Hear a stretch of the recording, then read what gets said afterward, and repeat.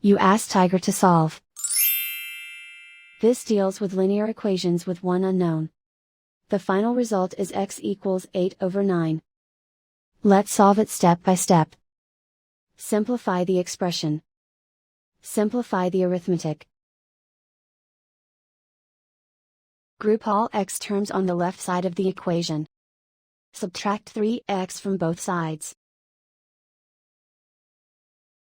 Group like terms. Simplify the arithmetic.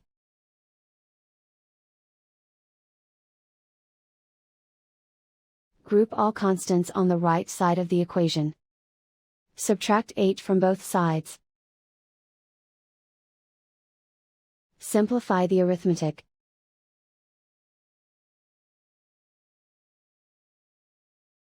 Isolate the x.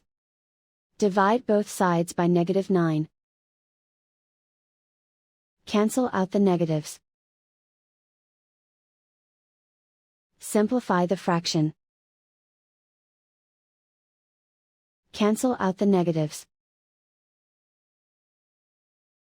And so the final result is x equals 8/9.